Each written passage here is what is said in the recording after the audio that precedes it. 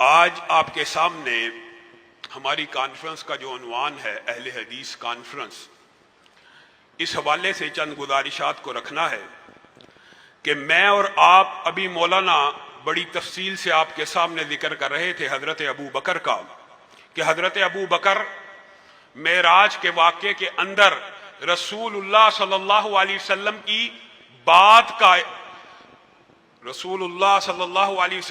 بات کی تصدیق کرتے ہیں، بات کو بڑا مانتے ہیں۔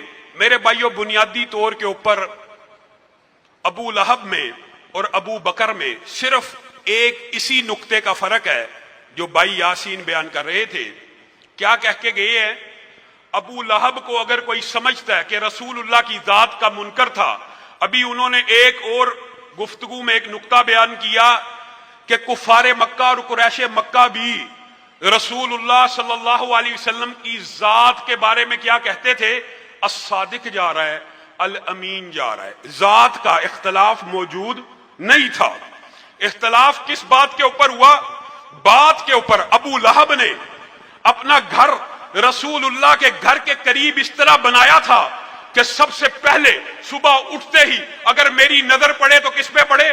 پیارے محمد صلی اللہ علیہ وسلم کے چہرے پہ پڑے۔ آپ اس مہینے میں بہت سی روایات سنیں گے کہ نبی کریم صلی اللہ علیہ وسلم کی پیدائش کے اوپر ابو لہب نے لونڈیوں کو آزاد کیا۔ ذات کا منکر نہیں تھا، ذات کے بارے میں اختلاف نہیں تھا۔ ذات کے منکر کفار مکہ اور قریش مکہ بھی آپ کو صادق اور امین سمجھتے تھے۔ اختلاف کہاں پیدا ہوا؟ اختلاف وہاں پیدا ہوا جو واقعہ بھائی نے بیان کیا۔ امیہ بن حلف، ابو جہل آج اس زوم میں بیٹھے ہیں کہ آج ابو بکر کو پکڑ لیں گے اور ابو بکر سے پوچھیں گے کہ کوئی بندہ اگر یہ کہے کہ ایک ہی رات میں فلسطین چلا گیا، پھر 7 آسمانوں پہ چلا گیا، پھر 7 آسمانوں سے اتر آیا اور ابھی رات کا پہر باقی تھا، آج انہوں نے یہ بڑا اپنی طرف سے پتہ کھیلا۔ ابو بکر کیا یہ ممکن ہے؟ حضرت ابو بکر نے کہہ دیا یہ ممکن نہیں ہے۔ کہا پھر آپ کے صاحب محمد صلی اللہ علیہ وسلم یہ بات کہتے ہیں؟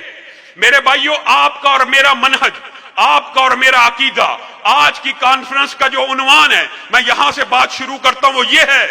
حضرت ابو بکر نے کہا آپ کا منہج بیان کر رہے ہیں کہ اگر یہ بات ویسے تو عقل میں نہیں آتی، لیکن اگر یہ بات رسول اللہ صلی اللہ علیہ وسلم نے کی ہے تو میرا ایمان کہتا ہے یہ بات سچ ہے۔ یہ ہمارا اختلاف ہے۔ اگر بات رسول اللہ کی سچ ہے، حق ہے، تم ذات کے پیچھے پڑے ہو۔ ذات بھی ابو بکر نے بڑی مانی، لیکن ساتھ میں بات بھی بڑی مانی۔ میرے بھائیوں، یہ بات رسول اللہ کی بات کی جو اہمیت ہے، علماء بیٹھے ہیں، مشائخ بیٹھے ہیں، وہ تفصیلاً آپ کے سامنے رکھیں گے، لیکن ایک حدیث، صرف ایک حدیث آپ سن لیجئے، رسول اللہ کی بات کی اہمیت آپ کے ذہن میں آ جائے گی اور اس کو یاد کیجئے۔ رسول اللہ صلی اللہ علیہ وسلم نے ایک مرتبہ حج کی فضیلت بیان کی، حج کے بارے میں بات کی۔ ایک صحابی کے ذہن میں سوال آ گیا، سوال کا آ جانا اچنبے کی بات نہیں ہے کہ حج کی یہ فضائل بیان ہو رہے ہیں، افی کلی عامن یا رسول اللہ، کیا یہ حج بندہ مومن کے اوپر، صاحب استطاعت کے اوپر ہر سال کے لیے فرض ہے؟ رسول اللہ صلی اللہ علیہ وسلم نے جان بوجھ کے اس سوال کو اگنور کر دیا، پھر پوچھا، پھر اگنور کیا، پھر پوچھا، پھر اگنور کیا۔ کچھ وقت گزر گیا تو رسول اللہ صلی اللہ علیہ وسلم نے کہا اب بلاؤ جو سوال کرتا تھا۔ میرے بھائیوں، آپ کا اور میرا منہج کیا ہے؟ اس کو بلاؤ جو سوال کرتا تھا۔ اس کو بلایا گیا۔ آپ مجھ سے پوچھ رہے تھے کہ کیا حج ہر سال کے لیے صاحب استطاعت کے اوپر فرض ہے؟ لو قلت نعم لوجبت، اگر میرے منہ سے صرف نعم، 3 حرف اردو میں جی ہاں، صرف جی ہاں نکل جاتا تو میری امت کے اوپر ہر سال کے لیے فرض ہو جاتا۔ دین یہ ہے کہ رسول اللہ صلی اللہ علیہ وسلم کی زبان سے اگر نکل جاتا کہ ہاں، جی ہاں، نعم، تو یہ واجب ہو جاتا۔ اور وَلَوْ وَجَبَتْ مَا اسْتَطَعْتُمْ، اگر واجب ہو جاتا تو تم اس کی استطاعت نہ رکھتے۔ ہم نے علماء سے یہ آیت تو سن لی، وَمَا يَنْطِقُ عَنِ الْهَوَىٰ إِنْ هُوَ إِلَّا، رسول اللہ صلی اللہ علیہ وسلم اپنی مرضی سے بولتے ہی نہیں، جب بھی بولتے ہیں وحی کے تابع ہو کے بولتے ہیں. یہ بات ہم نے سمجھ لی، لیکن اس سمجھنے کے باوجود آپ کے اور میرے ذہن میں کچھ اشکالات ڈالے جاتے ہیں، کچھ وسوسے ڈالے جاتے ہیں، کچھ وہم ڈالے جاتے ہیں، کچھ اوہام ڈالے جاتے ہیں کہ رسول اللہ صلی اللہ علیہ وسلم کی دو زندگیاں جی. آج جتنا بھی انکار حدیث کا فلسفہ ہے، جتنا بھی استحقار حدیث کا فلسفہ ہے یا استخفاف حدیث کا فلسفہ ہے، وہ سارے کا سارا اس بنیاد کے اوپر کھڑا ہے. انکار حدیث کا سارا فتنہ اس بنیاد کے اوپر کھڑا ہے. رسول اللہ بشر ہیں، اور کبھی رسول اللہ صلی اللہ علیہ وسلم نے گفتگو بشری تقاضے کے تحت کی ہے، کبھی نبوی تقاضے کے تحت کی ہے. میں غامدی رسول اللہ صلی اللہ علیہ وسلم کی زندگیوں کو دو حصوں میں ڈیوائیڈ کرنا چاہتا ہوں، ایک بشری زندگی ہے، ایک نبوی زندگی ہے. کیجئے ڈیوائیڈ. کون فیصلہ کرے گا یہ حکم نبوی ہے، کون فیصلہ کرے گا یہ حکم بشری ہے، کون فیصلہ کرے گا؟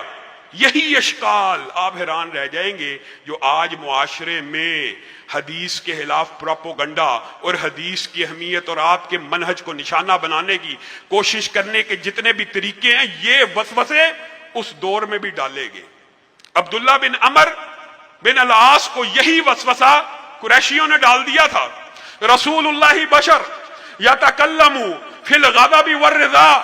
رسول اللہ بھی بشر ہیں، کبھی خوشی میں کلام کرتے ہیں اور کبھی غصے میں کلام کرتے ہیں، اور تو ہر بات لکھ لیتا ہے. وہ رسول اللہ کی سب سے زیادہ حدیثیں لکھی ہوئی انہی کے پاس موجود تھی، لکھی ہوئی. یہ انہوں نے ان کو وسوسہ ڈال دیا تو انہوں نے لکھنا ترک کر دیا. رسول اللہ صلی اللہ علیہ وسلم باہر آئے، کہا عبداللہ تو پہلے لکھا کرتا تھا، اب میں دیکھ رہا ہوں تو لکھا نہیں کرتا. بات لمبی چوڑی ہے. انہوں نے کہا کہ یہ مجھے قریشیوں نے بات کہی ہے کہ آپ بشر ہیں، آپ کبھی خوشی میں ہوتے ہیں، کبھی غمی میں ہوتے ہیں، کبھی غصے میں ہوتے ہیں، تو میں ہر بات لکھ لیتا ہوں، تو اس کے بعد اس بات کے بعد میں لکھنا بند کر چکا ہوں. اکتب اکتب فوالذی نفسی بیدی. میرے بھائیو، یہ میرا اور آپ کا منہج ہے. رسول اللہ صلی اللہ علیہ وسلم نے کہا لکھا کر، لکھا کر. اس ذات کی قسم جس کے ہاتھ میں محمد صلی اللہ علیہ وسلم کی جان ہے، ما یخرج منہ الا حق. اس زبان سے حق کے علاوہ کچھ نہیں نکلتا. یہ بات بھی سمجھ آ گئی، لیکن بات مکمل ابھی تک دماغ میں نہیں اتری. رسول اللہ کا کلام وہی کتاب ہے، رسول اللہ کی زبان سے جو بات نکلتی ہے وہ حق کے علاوہ نہیں. تو رسول اللہ کا جو حکم ہے، کیا وہ اللہ کا حکم نہیں ہے؟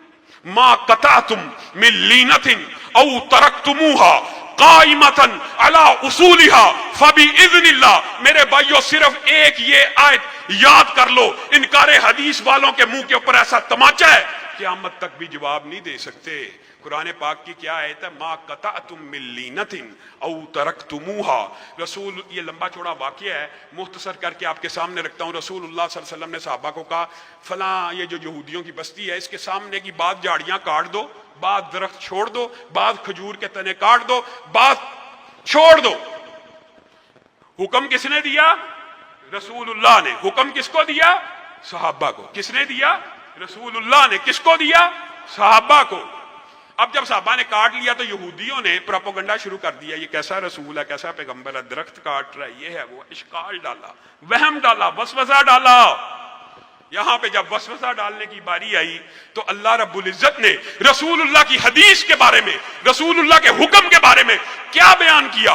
ما قطعتم من لینۃ او ترکتموها قائمۃ علی اصولها فباذن اللہ. کہیے فباذن اللہ. نہیں تم نے جو درخت کاٹے، نہیں تم نے جو چھوڑے، کس کے حکم سے؟ اللہ کے حکم سے. جب رسول اللہ کا حکم اللہ کا حکم ہو، جب رسول اللہ کا قول، اس کے اندر کسی باطل کی آمیزش نہیں ہو سکتی. جب رسول اللہ کا فرمان دین اور حجت ہو، پھر آپ کسی کی رائے، کسی کے اجتہاد، کسی کی فقاہت کو رسول اللہ کے سامنے جب پیش کرتے ہیں تو آپ کا ایمان ڈولتا نہیں. حضرت عمر نے ایک مرتبہ زندگی کے اندر، صلح حدیبیہ کا بڑا لمبا چوڑا واقعہ ہے، تفصیلی گفتگو آپ سے کرنی تھی، لیکن میرے بھائیوں، گجرانوالہ کے اندر بھی کچھ ساتھی منتظر ہیں، وہاں بھی جا کے گفتگو کرنی ہے. صلح حدیبیہ کا سارا واقعہ آپ کے ذہن میں، حضرت عثمان یہ وغیرہ سارا واقعہ. رسول اللہ صلی اللہ علیہ وسلم نے صلح کر لی. صلح کرنے کے بعد हजरत उमर रसूलुल्लाह सल्लल्लाहु अलैहि वसल्लम की बारगाह में आ गए कि आपने ये कैसी शरायत पे सुलह की है, क्या हम हक पे नहीं है? हक पे। क्या वो बातिल नहीं है? बातिल है। तो फिर अल्लाह के रसूल, मफहूम ये है कि आपने ऐसी शरायत, उम्रा करने आए अगले साल आए, कैदी आजाद हो वापस कर दिया जाए, कोई आए तो उसको वापस किया जाए वगैरह, ये सारी शरायत आपके जहन में होंगी। एक दफा जिंदगी में हजरत उमर ने अपनी राय को रसूलुल्लाह की बारगाह में पेश किया। रसूलुल्लाह सल्लल्लाहु अलैहि वसल्लम ने क्या जवाब दिया? इन्नी रसूलुल्लाह, मैं अल्लाह का रसूल हूं। हजरत उमर कहते हैं फिर उम्र बीत गई, फिर जिंदगी के माहो साल बीत गए, फिर जिंदगी ने उसके बाद बड़ी लंबा अरसा वफा की। अल्लाह की कसम नेकियां करता रहा, जिहाद करता रहा, सदका देता रहा, सिर्फ इस एक वजह से कि उस दिन रसूलुल्लाह के सामने जो अपनी राय पेश कर दी है, अल्लाह मेरी ये खता मुआफ कर दे। आप राय की बात करते हैं, आप पूरे के पूरे फतवे दे दें हदीस रसूल के खिलाफ, आप रसूलुल्लाह की हदीस को कुछ ना समझें, ईमान जाया नहीं होता। और नबी के सहाबा का जो फतवा है, हजरत हुदैफा बिन यमान का आपको मैं फतवा सुनाऊं, आप हैरान रह जाएंगे। हल्लाद बिन राफे एक मर्तबा रसूलुल्लाह की बारगाह में आए, सलाम पेश किया, पहले 2 रकत मस्जिद की जो नमाज होती है, मस्जिद में आए, नमाज पढ़ी, नमाज पढ़ने के बाद सलाम किया। रसूलुल्लाह ने कहा इरजी फसल्ली फइन्नका लम तुसल्ली, वापस लौट जा, वापस लौट जा, तूने नमाज नहीं पढ़ी। फिर पढ़ी, फिर कहा वापस लौट जा, तूने नमाज नहीं पढ़ी, फिर पढ़ी। मुतअद्दिद मर्तबा हुआ। खल्लाद कहने लगे अल्लाह के रसूल, मुझे इससे बेहतर आती ही नहीं है, मुझे बता दीजिए कि कैसे पढ़नी है। रसूलुल्लाह सल्लल्लाहु अलैहि वसल्लम ने कहा जब तू रुकू करे इत्मीनान किया कर, जब तू सजदा करे इत्मीनान किया कर। रसूलुल्लाह सल्लल्लाहु अलैहि वसल्लम को खल्लाद बिन राफे की ऐबदार नमाज कबूल नहीं है।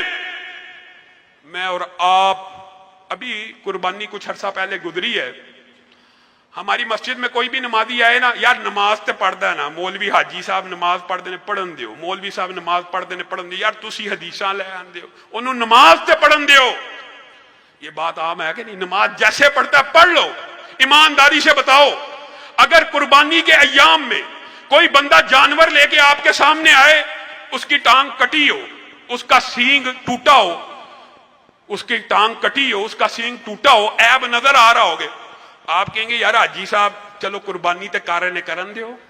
कहोगे की कहोगे? ऐबदार कुर्बानी है, ऐबदार कुर्बानी है, ये कुर्बानी कबूल नहीं होगी। ऐबदार कुर्बानी तो कबूल नहीं, लेकिन जिंदगी बीत जाए ऐबदार नमाजें कबूल हैं। रसूलुल्लाह की हदीस के खिलाफ पढ़ी जाने वाली नमाजें कबूल हैं। हुदैफा बिन यमान के सामने इसी तरह एक शख्स आया, उसने नमाज को अदा किया। हुदैफा ने कहा मुंजुकम तुसल्ली हाकदा, कब से ऐसी नमाज पढ़ रहे हो? कहा जब से पढ़ना शुरू की है ऐसे ही पढ़ता हूं। कहा मा सल्लैतल आन, अभी तक तूने एक भी नमाज नहीं पढ़ी, अगर तू इसी तरह नमाज पढ़ते हुए फौत हो गया तो तू फितरत के ऊपर नहीं मरेगा। 40 साल एक बंदा नमाज पढ़ रहा है और उसकी नमाज में सिर्फ एतदाल की सुन्नत मौजूद नहीं है, जैसे खल्लाद बिन राफे के अंदर नहीं थी। रसूलुल्लाह ने उनकी ऐबदार नमाज को वापस लुटा दिया। इसी तरह यह किसी मौलवी का फतवा नहीं, किसी मुफ्ती का फतवा नहीं है, किसी फकीह का, किसी मौलवी का फतवा नहीं है, किसका? सहाबी के रसूल का फतवा कि तूने 40 साल में एक भी नमाज नहीं पढ़ी।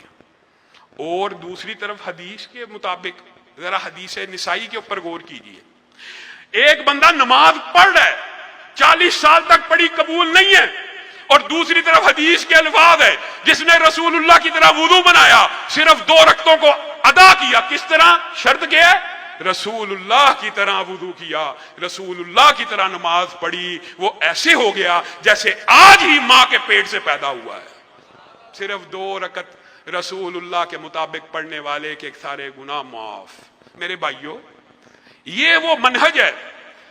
आज रबीउल अव्वल आ गया, आज बहसें शुरू हो जाएंगी। रसूलुल्लाह सल्लल्लाहु अलैहि वसल्लम ने अपने यौम पैदाइश के ऊपर खुशी को मनाया, सेलिब्रेट किया। हफ्त रोजे के तहत क्या कहा? मैं पीर को पैदा हुआ, मैं पीर को रोजा रखता हूं, मैं पीर को पैदा हुआ, मैं पीर को। میں پیر کو پیدا ہوا، میں پیر کو نہیں میں عید مناؤں گا۔ رسول اللہ پیر کو روزہ رکھتے ہیں، میں عید مناؤں گا۔ معاذ اللہ، اس بات کے اندر اتنا بڑا فتنہ ہے کہ بعین اس سے ملتی جلتی بات امام مالک کے سامنے ایک شخص لے کے آیا تھا، صحیح سند سے یہ واقعہ بھی مذکور ہے۔ امام مالک کے پاس آ کے کہنے لگا ہے، امام مالک میں مسجد النبوی سے احرام پہننا چاہتا ہوں اور میں مسجد النبوی سے تلبیہ پکارنا چاہتا ہوں۔ احرام آپ پہن سکتے ہیں، لیکن جو عمرے کی نیت ہے وہ میں مسجد النبوی سے کرنا چاہتا ہوں۔ بھائی رسول اللہ صلی اللہ علیہ وسلم تو بیر علی سے پہنتے تھے، ذی الحلیفہ سے پہنتے تھے، وہاں سے نیت کرتے تھے۔ اے امام مالک، میرے بھائیو یہ ایک واقعہ سمجھ لیجئے، یہ سارے باطل فلسفے مٹ جائیں گے۔ رسول اللہ صلی اللہ علیہ وسلم تو بیر علی سے تلبیہ کہتے تھے۔ اے امام مالک، مسجد النبوی کی یہ فضیلت ہے، اس میں روضۃ من ریاض الجنہ ہے، اس میں ایک نماز 1000 کے برابر ہے، یہ مدینہ الرسول ہے، یہاں پہ جو ہے دجال نہیں آ سکتا، طاعون نہیں آ سکتا۔ اب میری نیت ہے، مجھے بیر علی کی حدیث سے کوئی فضیلت نہیں ملی اور مسجد النبوی کی فضیلت ثابت ہے، یہاں پہ نماز 1000 نماز سے بہتر ہے، یہاں پہ روضۃ من ریاض الجنہ ہے۔ اب میری نیت ہے کہ میں مسجد النبوی سے تلبیہ پکاروں گا۔ امام مالک نے جو جواب دیا وہ میرا اور آپ کا منہج ہے، وہ میرا اور آپ کا عقیدہ ہے۔ وہی بات آج آپ نے لوگوں کو جواب میں کہنی ہے۔ امام مالک نے کہا ڈر جا، تو فتنے میں مبتلا ہو چکا ہے، اور فتنے میں مبتلا ہونے کی ان کے پاس دلیل ہے، فَلْيَحْذَرِ الَّذِينَ يُخَالِفُونَ عَنْ أَمْرِهِ کی آیت۔ کہا میں کیسے فتنے میں مبتلا ہو رہا ہوں؟ کہا تو ایک ایسے عمل کی فضیلت بیان کر رہا ہے اور ایک ایسے عمل کو افضل مانتا ہے، تیرا عقیدہ یہ ہے کہ جس کے بارے میں رسول اللہ کو علم نہیں تھا اور تجھے علم ہو گیا۔ یہ فضیلت جو مسجد النبوی کی تھی یہ رسول اللہ کے علم میں تھی، انہوں نے یہاں سے احرام کیوں نہیں پہنا؟ تیرے فتنے میں مبتلا ہونے کو یہی کافی ہے کہ تو کسی ایک ایسی چیز کی فضیلت بیان کر رہا ہے کہ رسول اللہ اس کی فضیلت سے آگاہ نہیں تھے۔ میرے بریلوی بھائی ذرا غور کریں، ذرا فکر کریں۔ رسول اللہ نے پیدائش کے دن روزہ رکھا، رسول اللہ نے پیدائش کے دن روزہ رکھا، آپ کہتے ہیں ہم نے عید منانی ہے، یہ فضیلت اور اجر و ثواب کی بات ہے۔ میرے بھائیو، کیا رسول اللہ اس فضیلت سے محروم رہ گئے؟ کیا رسول اللہ کو اس کی فضیلت علم نہیں تھی؟ آپ نے رسول اللہ صلی اللہ علیہ وسلم کی ذات کو کیا سمجھا؟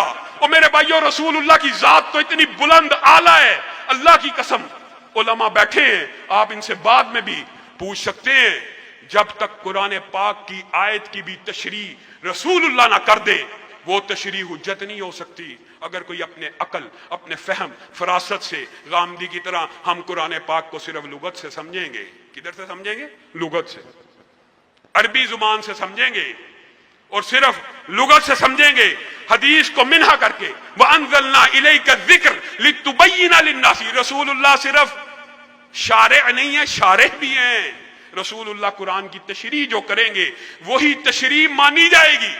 ایک آیت آپ منکرین حدیث کے سامنے رکھ لیجئے، فَلَيْسَ عَلَيْكُمْ جُنَاحٌ أَن تَقْصُرُوا مِنَ الصَّلَاةِ إِنْ خِفْتُمْ أَن يَفْتِنَكُمُ الَّذِينَ كَفَرُوا، تمہارے پہ کوئی حرج نہیں، تم نمازوں کو قصر کر لیا کرو اگر تمہیں کفار کے حملے کا خطرہ ہو۔ یہاں پہ قرآن پاک میں جو قصر نماز ہے اس کی اجازت ان خفتم اس کے ساتھ خاص کی گئی ہے کہ نہیں؟ اگر تمہیں کفار کے حملے کا خطرہ ہو تو نمازوں کو قصر کر لیا کرو۔ حضرت عمر کے پاس ایک بندہ آ گیا تھا اور آ کے کہنے لگا کہ اے عمر، اب تو کفار کے حملے کا خطرہ نہیں رہا، اب ہم نمازیں قصر کیوں کرتے ہیں؟ اب آپ آرڈیننس جاری کریں کہ نمازیں قصر نہیں ہوں گی۔ تو حضرت عمر نے کیا جواب دیا تھا؟ عجبت مما عجبت، جس بات پہ تو تعجب کا اظہار کر رہا میں نے بھی تعجب کا اظہار کیا تھا، میں رسول اللہ کی بارگاہ میں گیا تھا یہی بات لے کے جو تو میرے پاس لے کے آیا۔ تو اللہ کے رسول نے کہا تھا میرے بھائیو، رسول اللہ ہی کی تشریح مانی جائے گی۔ اگر انکار حدیث والے جمع ہو جائیں نماز قصر کو ثابت کرنے کے لیے تو یہاں پہ نماز قصر قرآن پاک میں کس چیز کے ساتھ خاص ہے؟ کفار کے حملے کے ساتھ، ان کے فتنے کے ساتھ، ان کے خوف کے ساتھ۔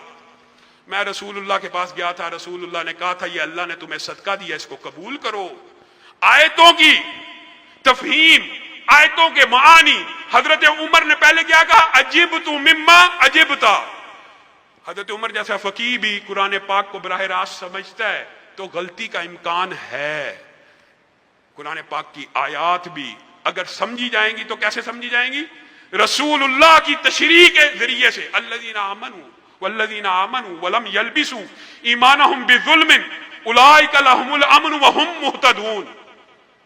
मुसलमानों के लिए और सहाबा के लिए ये आयत बड़ी संगीन थी, बड़ी सख्त थी कि अल्लाह के रसूल ऐसे कैसे हो सकता है कि कोई बंदा अपनी जान के ऊपर जुल्म न करे। तो रसूलुल्लाह सल्लल्लाहु अलैहि वसल्लम ने मुस्कुराते हुए कहा था, तुमने कुरान को क्या समझा, इससे मुराद इन शिरका लज़ुल्मुन अदीम है कि जिसके ईमान में शिरक की आमेजिश नहीं होगी इंशाअल्लाह वो अमन में भी रहेगा और वो राह रास्त में भी रहेगा। और ये मिसाल एक नहीं है, उलमा बैठे पूछ सकते हैं। अदी बिन हातिम ने कुलू वशरबू हत्ता यतबय्यन लकुमुल खैतुल अबयदु मिनल खैतिल अस्वद।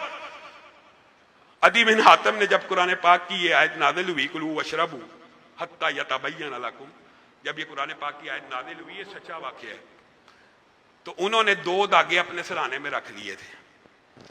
कुरान की आयत का तर्जमा, जब तक सफेद धागा स्याह धागे से अलग ना हो जाए।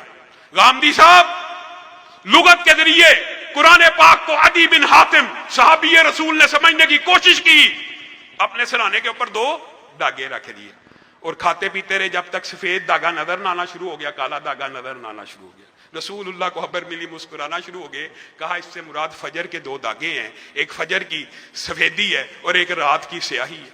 कुरान पाक को भी अगर कोई शख्स बराह रास्त ये दावा करे कि मैं समझ सकता हूं रसूलुल्लाह के बगैर, सिर्फ कुरान काफी है, सिर्फ कुरान काफी है, तो रसूलुल्लाह के बगैर मन यअमल सुअन युजदा भी, हजरत अबू बकर का वाकया है। अल्लाह के रसूल ये कैसी आयत उतर आई कि जो बंदा बुरा अमल करेगा उसको उसका बदला मिलेगा, ये बड़ी सख्त आयत है। रसूलुल्लाह सल्लल्लाहु अलैहि वसल्लम मुस्कुराना शुरू हो गया। अबू बकर अलस्ता तहज़न अलस्ता तमरज़, क्या तू बीमार नहीं होता, क्या तुझे गम नहीं आता। और बंदा मोमिन का तो एक एक गुना झड़ना शुरू हो जाता है। अगर कांटे के बराबर भी, सुई के बराबर भी उसको कोई चीज दिल के अंदर भी चुभन महसूस हो ना किसी चीज की, उससे भी गुनाह माफ हो जाते हैं। अबू बकर गुनाहों मुसलमानों के माफ होते हैं इस्तगफार से भी और बीमारियों के आ जाने से। मेरे भाइयों, ये बात तो है कि रसूलुल्लाह सल्लल्लाहु अलैहि वसल्लम की बात हुज्जत है, दीन है। उलमा बैठे हैं, हदीस जिब्रील बयान करके अपनी आखिरी बात को करूंगा। आप सब ने हदीस जिब्रील सुनी होगी। रसूलुल्लाह सल्लल्लाहु अलैहि वसल्लम के पास एक शख्स आया, साहबा उसको नहीं थे पहचानते, तो उन्होंने समझा मुसाफिर है, लेकिन कपड़ों से सफर के आसार नहीं थे मिल रहे। खैर वो एक अजाबतों की दास्तां है, पूरी की पूरी हदीस। रसूलुल्लाह सल्लल्लाहु अलैहि वसल्लम से आके पूछने लगा, ईमान क्या है, इहसान क्या है, इस्लाम क्या है। अब रसूलुल्लाह से सवाल पूछ रहा है। सवाल पूछने का मतलब ये है कि मुझे जवाब नहीं आता, लेकिन जब रसूलुल्लाह सल्लल्लाहु अलैहि वसल्लम जवाब देते हैं तो कहता सदकता, आपने सच फरमाया, जैसे जवाब पहले से आता। पहले सवाल कर रहा है कि जैसे जवाब नहीं आता, लेकिन जब रसूलुल्लाह जवाब देते हैं तो आगे से तस्दीक करता है जैसे पहले से पता है। साहबा हैरान रह गए, ये क्या मामला है। फिर वो जो नबी करीम के सामने बैठे इस हदीस के ऊपर हजरत हाफिज शरीफ हाफिज़हुल्लाह और जो हदीस के शारिहीन हैं बड़े बड़े लंबे तवील लेक्चर देते हैं। मैं सिर्फ मुख्तसर जो एक नुक्ता यहां से निकलता आपके सामने रखना चाहूंगा। तो रसूलुल्लाह सल्लल्लाहु अलैहि वसल्लम के अदब का भी नुक्ता है, एहतराम का भी है, उनके सामने बैठे कैसे, ये सारी बातें हैं इस हदीस में। लेकिन जब वो चले गए तो साहबा को रसूलुल्लाह सल्लल्लाहु अलैहि वसल्लम ने पूछा, जानते हो कौन था।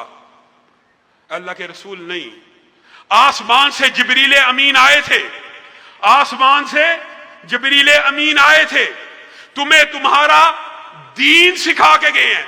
मेरे भाइयों, ये जो जुमला है आपके और मेरे मनहज की असास है, तुम्हें तुम्हारा दीन सिखा के गए हैं, तुम्हें तुम्हारा दीन सिखा के गए। क्या दीन सिखा के गए हैं मेरे भाइयों? दीन ये सिखा के गए हैं, जिब्रील अमीन आए थे ना, रसूलुल्लाह ऐलान करते आसमान से जिब्रील आए, आपसे चंद गुफ्तगू करेंगे, आप इनकी गुफ्तगू समाअत फरमा लें, हदीस तकरीरी भी बन सकती है। लेकिन दीन ये सिखा के गए हैं, जिब्रील को सवालों के जवाब भी आते थे, लेकिन किन की जुबान से अदा करवाए? رسول اللہ کی زبان سے ادا کروائے، اور دین یہ سمجھا کے گئے جب تک رسول اللہ کی زبان سے کوئی کلمہ ادا نہ ہو وہ اس وقت تک دین نہیں بن سکتا۔ دین صرف وہ ہے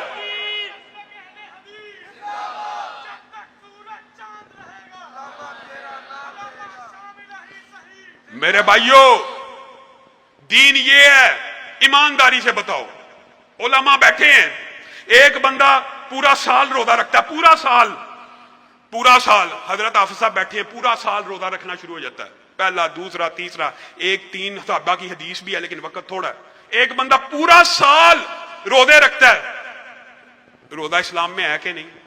روزہ اجر و ثواب ہے کہ نہیں؟ روزے کی فضائل ہیں کہ نہیں؟ اگر ایک بندہ پورے سال رکھتا ہے، بتائیے اس کو اجر و ثواب ملے گا کہ گناہ ملے گا؟ سبحان اللہ، اللہ کا شکر ہے علم عام ہو گیا، آپ کو پتا ہے اس کو گناہ ملے گا۔ پورے سال کے روزے رکھنا دین اور شریعت میں جائز نہیں ہے، جس کی اصل دین میں موجود ہے وہ تو جائز نہیں ہے، اور جس کی اصل دین میں نہیں ہے وہ ہم مناتے پھریں، کوئی فرق نہ آئے، نہ ایمان جائے۔ رسول اللہ صلی اللہ علیہ وسلم نے اس کے متبادل کیا کہا؟ پورا سال اگر تو روزہ رکھے گا تو وہ قبول نہیں ہے، اگر مہینے میں کتنے رکھے گا؟ 3۔ سبحان اللہ، اللہ کا شکر ہے آپ کو پتہ ہے، اگر مہینے میں 3 رکھے گا، صرف 3 ایام 20 کے 3 روزے رکھے گا، ایک طرف پورا سال روزہ رکھ لے، پورا سال اجر و ثواب نہیں ملے گا، ایک طرف صرف 3 روزے رکھ لے، پورے سال کا اجر و ثواب ملے گا۔ فرق کیا ہے؟ فرق یہ ہے کہ ان 3 کے اوپر مہر نبوت موجود ہے، ان سارے سال کے روزوں کے اوپر مہر نبوت موجود ہے۔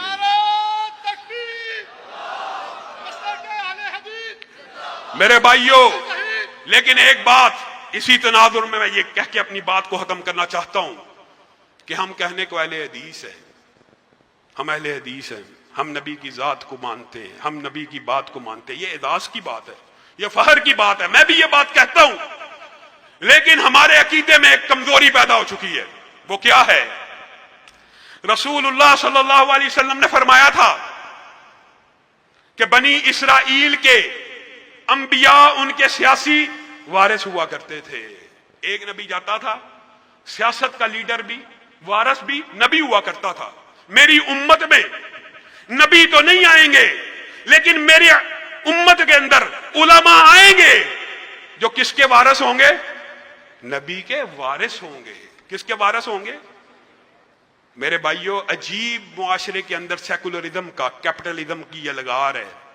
ہم منبر رسول کے اوپر بیٹھ کے علماء سیاست کی بات کریں، کہا جاتا ہے مولوی مسجد میں سیاست کر رہا ہے، مولوی مسجد میں سیاست کر رہا ہے، مولوی مسجد میں سیاست کر رہا ہے۔ سیاست کس کو کرنی چاہیے؟ چور کو کرنی چاہیے، لٹیرے کو کرنی چاہیے، وڈیرے کو کرنی چاہیے، جگیردار کو کرنی چاہیے۔ یہ کہاں کا فلسفہ ہے؟ اور کبھی غور کیا ہے ایک مسجد کا عام مولوی بھی ہو، وہ سارے نمازیوں کے کہاں کھڑا ہوتا ہے؟ آگے کھڑا ہوتا ہے۔ علماء رہنما بننے کے لیے آئے، رہبر بننے کے لیے آئے، پیشوا بننے کے لیے آئے۔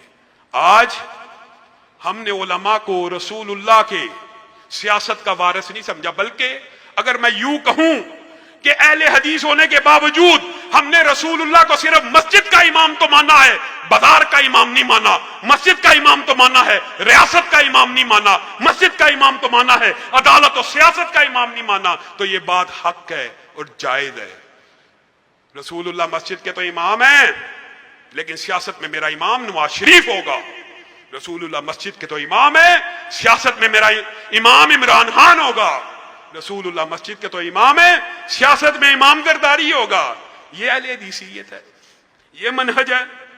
اگر رسول اللہ مسجد کے مصلی کے امام ہیں اور اگر مصلی اور منبر کے وارث علماء ہیں، تو کیا ریاست رسول اور تخت رسول کے وارث علماء نہیں ہیں؟ جس طرح منبر رسول کا وارث عالم ہے، اسی طرح تخت رسول کا بھی وارث عالم ہے، اور اس بات کو خود رسول اللہ صلی اللہ علیہ وسلم نے ابو بکر کو مصلی امامت کے اوپر کھڑے کر کے اور ریاست کے امام کے طور پہ نامزد کر کے ثابت کر دیا۔ رسول اللہ نے حضرت ابو بکر کو کیا صرف مصلی کا امام بنایا تھا کہ ریاست کا امام بھی بنایا، سیاست کا امام بھی بنایا؟ عمر کو، عثمان کو، علی کو، جب تک خلفاء بادشاہ، آپ نے مغلوں کے بارے میں بڑی باتیں سنی ہیں، آپ کو یہ ظاہر ہے برِ صغیر کا ایک ماحول ہے، مغل بادشاہوں کے خلاف یہاں پہ آپ کو زیادہ لٹریچر ملے گا، لیکن صحیح اسناد سے یہ بات ثابت ہے جیسے بھی تھے جو بھی تھے ان کی وکالت کرنا مقصود نہیں ہے، لیکن جب جمعے کا خطبہ آتا تھا خود خطبہ دیا کرتے تھے، جب فجر کی اذان ہوتی تھی خود نمازوں کو پڑھایا کرتے تھے۔ مسلمان اس وقت تک غالب رہے جب ان کے حکمرانوں میں جمعہ پڑھانے کی صلاحیت، جب ان کے حکمرانوں میں نمازیں پڑھانے کی صلاحیت باقی رہی۔ آج خاص طور پہ پنجاب کے اندر عجیب مغالطہ ڈال دیا گیا۔ پنجاب کے نوجوان ممبر رسول کے اوپر جی چور نہیں کھڑا ہونا چاہیے۔ ایمانداری سے بتاؤ، تمہاری مسجد کے اندر کوئی کرپٹ مولوی ہو، خدا نہ خواستہ شرابی ہو، دانی ہو، برداشت کرتے ہو؟ نہیں، اللہ کا شکر ہے ممبر سب سے زیادہ آج بھی پاک ہیں کہ یہ رسول اللہ کا ممبر ہے، یہاں پہ شرابی نہیں ہونا چاہیے، یہاں پہ زانی نہیں ہونا چاہیے، لیکن جو تخت رسول ہے اس کے اوپر شرابی بھی ہو، زانی بھی ہو، بدکار بھی ہو، ووٹ پھر اسی کا، نوٹ پھر اسی کے لیے، سپورٹ پھر اسی کے لیے۔ یہ کیا فلسفہ ہے؟ او خدا را، تحریک دفاع اسلام و پاکستان کو بنانے کا مقصد کسی جماعت کو توڑنا نہیں ہے، اور ابھی انہوں نے میرا جماعتی عہدہ بھی بیان کیا، کسی جماعت کے خلاف نہیں بنی بلکہ یہ جماعت کے اندر افراد کو لانے کے لیے بنی ہے۔ آج جماعتوں کے ساتھ کتنے افراد منسلک ہیں؟ ذرا درد دل سے سوچ کے بتاؤ، سب سے بڑی جماعت بھی ہے، ان کے ساتھ کتنے لوگ ہیں؟ ہمارا دکھ کی بات ہے لیکن کہنا پڑتی ہے جگانے کے لیے۔ پورے پاکستان کے اندر ایک حلقہ ایسا نہیں ہے انتخابی حلقہ جہاں سے آپ اپنی قوت بازو کے تحت الیکشن جیت سکے، نہیں ہے۔ اسلام پسندوں کی بات کیا کروں، اسلام پسندوں نے بعض نے تو کے پی کے اندر اپنے حلقے بنا لیے۔ آج پنجاب کی سیاست دیکھ لے، ایک حلقہ تو بڑی دور کی بات ہے، ایک یونین کونسل کا آپ چیئرمین نہیں بن سکتے۔ کیوں؟ کیونکہ میں نون لیگ میں ہوں، کیونکہ میں پی ٹی آئی میں ہوں، کیونکہ میں پیپل پارٹی میں ہوں۔ ملک کے اندر اسلام پسندوں کی تعداد تو بہت زیادہ ہے، تمہاری تعداد بھی کروڑوں میں ہے، کروڑوں میں ہو، لیکن حیثیت کیا ہے؟ حیثیت یہ ہے کہ پورے پاکستان میں جی ایک بھی انتخابی حلقہ نہیں ہے۔ یہ کیسے تبدیلی آئے گی؟ یہ تبدیلی ایسے آئے گی کہ جماعت کے ساتھ وابستہ ہو جائیے، جماعت کے اندر آئیے۔ تحریک دفاع اسلام و پاکستان کا مقصد جماعت کو افراد کی سپلائی کرنا ہے۔ بڑی بڑی جماعتیں ہیں، کل